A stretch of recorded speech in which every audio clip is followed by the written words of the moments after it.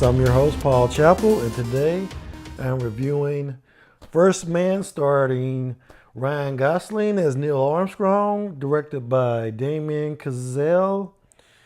And I have to say, first, right off the bat, I saw this movie 2 weeks ago, and I really didn't think I was going to get around to this review just because of the political firestorm this movie created when it came out, because I don't know, somebody got offended because there wasn't a dramatic scene of Neil Armstrong planting the American flag on the moon, and it actually offended both Republicans and Democrats, because I guess the Democrats were offended because of the name First Man.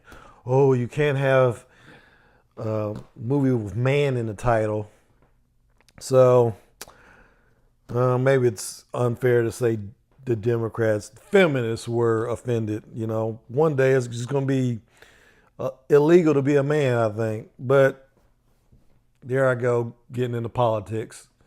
I hate politics. I don't like talking about politics. I have ideas, don't get me wrong. But I think I've reached a point in my life where I just find it boring and just nauseating to discuss politics. So for that reason, I did not want to review this movie. Also, politics are the easiest way to offend people these days. But I was just uneasy after I saw this movie because deep inside, I did not see Neil Armstrong as a hero. But I finally came to the conclusion that that was the intention, because Neil Armstrong did not see himself as a hero. And the reason for that is because he was humble, which is something we don't see a lot today. Humility is not an American trait that is celebrated, even though our country was founded on humility. I mean, if you think about George Washington, he defeated the greatest military power in the world at that time, the British. And they wanted to make him king of the colonies. And he famously said, "I did not defeat King George III to become King George I." Because George Washington was a farmer and he was humble and he hated politics.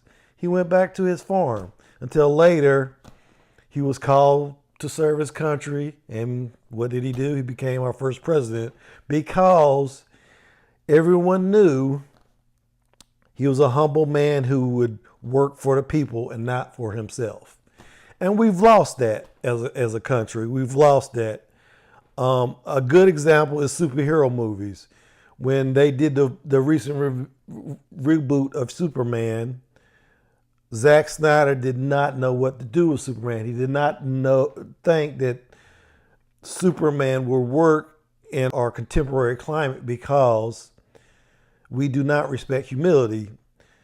Superman, when he was created, I think humility was the last time in our history where that trait in a superhero was respected. We see the same thing with Captain America. I mean, if you go back and watch Avengers, the major conflict between Captain America and Iron Man is that Captain America does not think that Iron Man is the type, or Tony Stark. He does not think Tony Stark is the type of man to lay down his life for his fellow man. I've seen the footage. The only thing you really fight for is yourself. You're not the guy to make the sacrifice play, to lay down on a wire and let the other guy crawl over you. I think I would just cut the wire. Always a way out. You know, you may not be a threat, but you better stop pretending to be a hero. And of course, we all know how it ends. Iron Man actually does attempt to make that ultimate sacrifice. But, just goes to show you that That's one of the reasons why I actually like Captain America. He has that humility. He has that love for his fellow man. He doesn't think of himself as a hero, so of course he's heroic. And everything I've read about Neil Armstrong, he was cut from the same cloth. He famously did not seek political office, after he retired from NASA. He did the same thing as George Washington, and that comes across in the movie. I mean,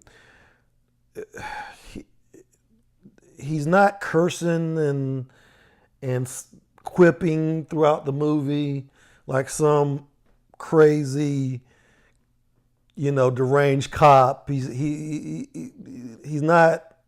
I'm trying to think of a appropriate hero. He's not John McClane. He's not making cynical, snide comments every time he kills a criminal. I mean, he doesn't kill anybody, but you know what I'm saying. He's not that type of hero. His accomplishments were the accumulation of many people's accomplishments. I mean, watching this film, I was just astonished at how many people actually died in the run-up to the Apollo 11 mission. I mean, many, many, many astronauts died. Famously, Apollo, I think it was the Apollo 1 astronauts died in the cockpit of a fire.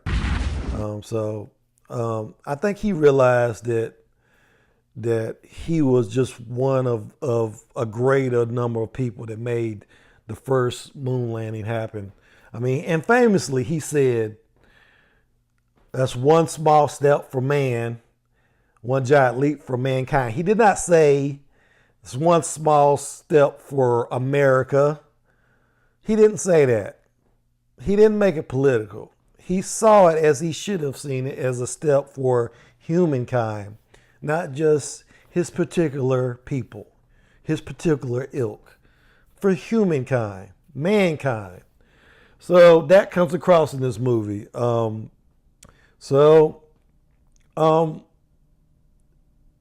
course, this movie was a showcase for our latest CGI. You actually feel like you're there with them. I mean, it's a beautiful film.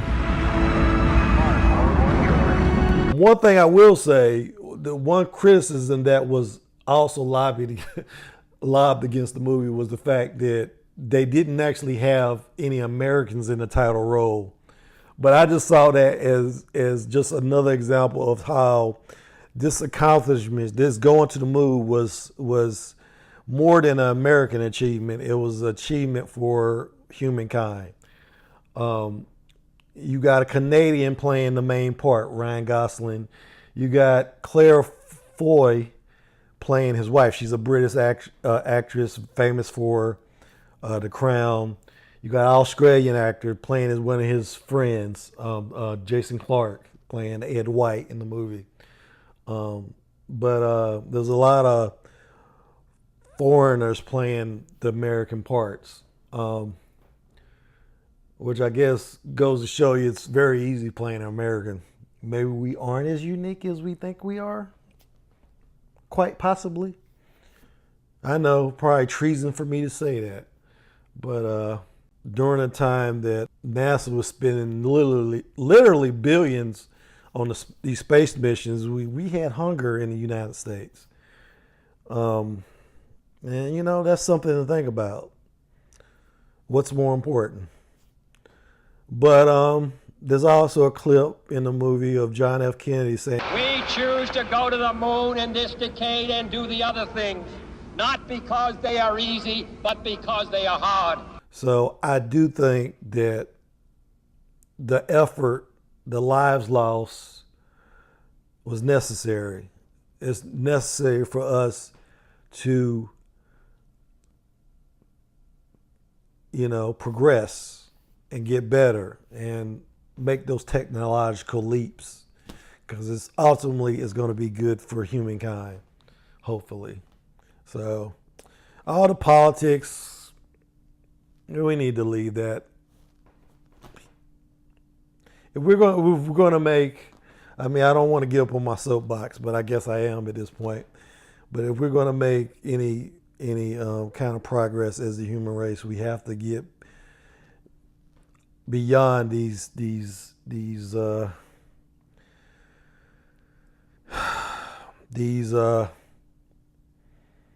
this bickering, this refusal to be a united people. I don't know. Somebody else can say it more eloquently than I'm saying it now, but you know what I'm saying. It's a great movie. I wouldn't say, like I said, if you're looking for some kind of action hero, you're not going to find it in this film. It's much more subtle than that. Neil Armstrong was a great man. And like I said, but I'll just say humility was the real hero in this movie. But it's worth seeing. And I guess that's all I'm going to say about First Man. So at this point, I'm not even sure if it's playing in theaters, but if it comes out on Blu-ray, I think it's, or Netflix or something, it's worth a watch. And that's all I got for today. And thanks for listening to me ramble. And I will see you when I see you.